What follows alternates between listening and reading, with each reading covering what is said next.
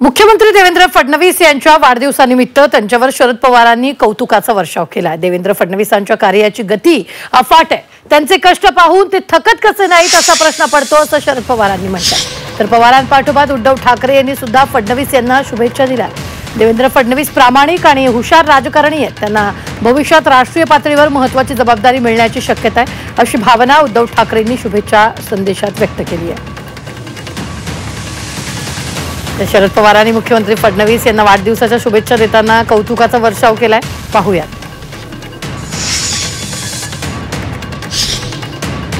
देवेंद्र फडणवीसांच्या कार्याची गती अफाट आहे, त्यांचे कष्ट पाहून ते थकत कसे नाहीत असा प्रश्न पडतो। तर उद्धव ठाकरेंनी मुख्यमंत्री फडणवीस यांना वाढदिवसाच्या शुभेच्छा देताना कौतुकाचा वर्षाव केला। देवेंद्र फडणवीस प्रामाणिक आणि हुशार राजकारणी, त्यांना भविष्यात राष्ट्रीय पातळीवर महत्त्वाची जबाबदारी मिळण्याची शक्यता आहे असं उद्धव ठाकरेंनी म्हटलंय। दरम्यान उद्धव ठाकरे आणि शरद पवारांनी दिलेल्या शुभेच्छांवर देवेंद्र फडणवीसांनी प्रतिक्रिया दिली आहे। महाराष्ट्रामध्ये आपण सगळे वैचारिक विरोधक आहोत, कोणीच कोणाचा शत्रू नाही आहे, त्याच्यामुळे त्यांनी दिलेल्या शुभेच्छांबद्दल मी त्यांचे आभार व्यक्त करतो। शरद पवारजी पण म्हणाले त्याच पुस्तकामध्ये की त्यांची कामाची गती पाहून मलाही आश्चर्य वाटते, ते कधीच थकत नाही। मला असं वाटतं पवार साहेबांचं मोठेपण आहे, त्यांचं देखील मी आभार मानतो। ते एक ज्येष्ठ नेते आहेत आणि त्यांनी असं मत व्यक्त करणं हे माझ्याकरता अतिशय मला असं वाटतं मोलाचं आहे।